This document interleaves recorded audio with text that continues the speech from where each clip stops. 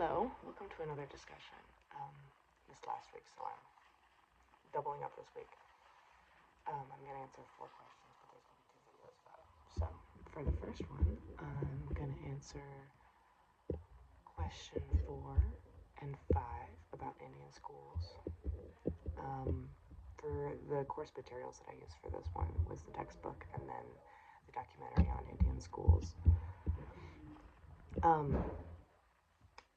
For the examples of how it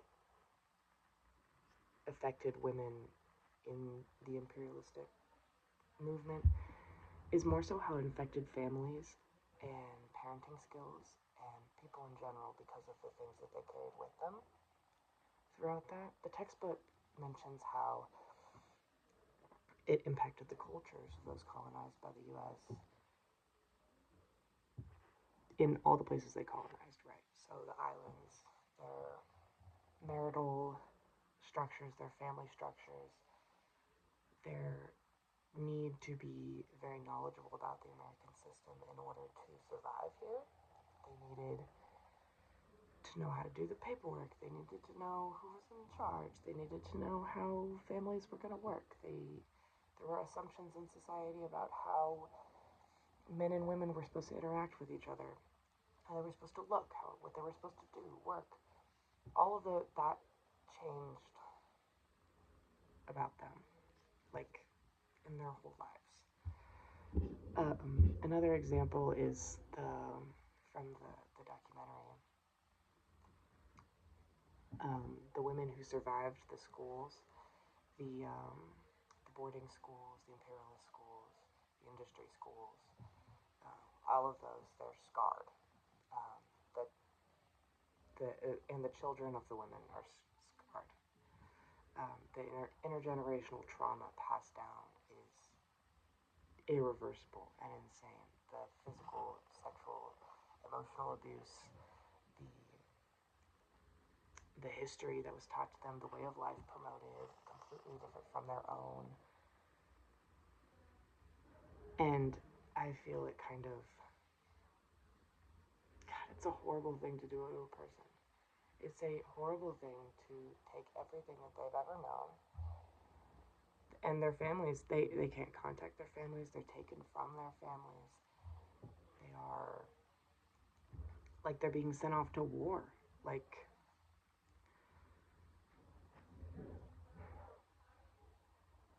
it's very similar. And the other question about the Hitler Youth movement, very similar to this. The abuse endured is the biggest part for me, how it's so deeply ingrained in them.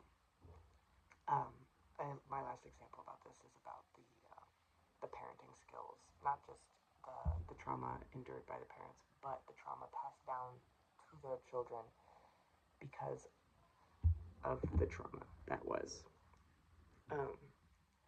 One of them mentioned that their parent ran the home like a boarding school, but kept them safe, didn't hit them, didn't hurt them, but made kind of detached. They mentioned a lack of character building and the lack of ability to pass down character through their children.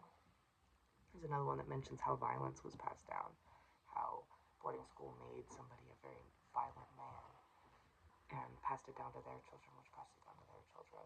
Just violence because of the school, because of the violence endured through the school. And I would imagine the same thing happened with the sexual abuse and emotional abuse and the history that they never learned that they thought was wrong and didn't get hit for. It's insane to me. I think it greatly impacted these people in an insane way, and it's something that I didn't know about.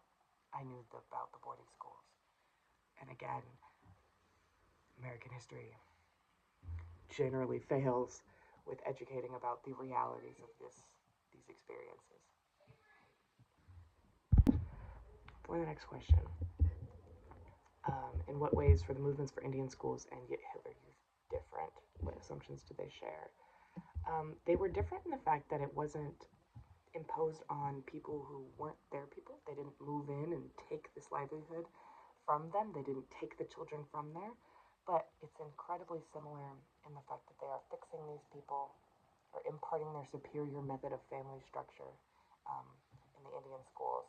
And then it mentioned the weak must be chiseled away in the Hitler Youth. Very similar, right?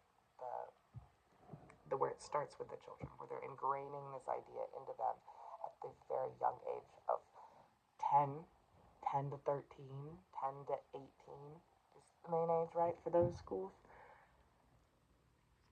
And they did see their families, but another similarity is the intensive training and education, the exhaustion, and probably the trauma, the intergenerational trauma from that. And then another one is the laws surrounding attendance and the rounding up of children, the forcibly making them go do these sessions where they're turning them into these people that they want them to be. And I believe that's probably one of the main reasons why the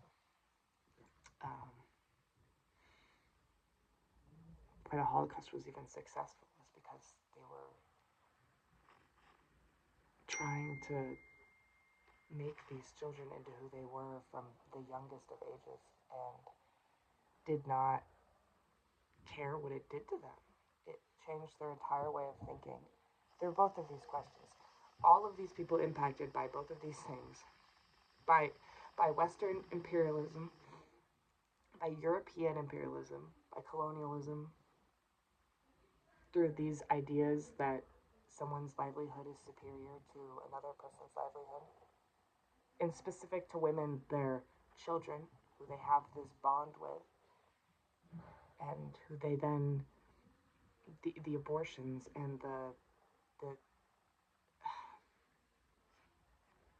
it's almost hard to put it into words, but it's incredible how anybody survives that.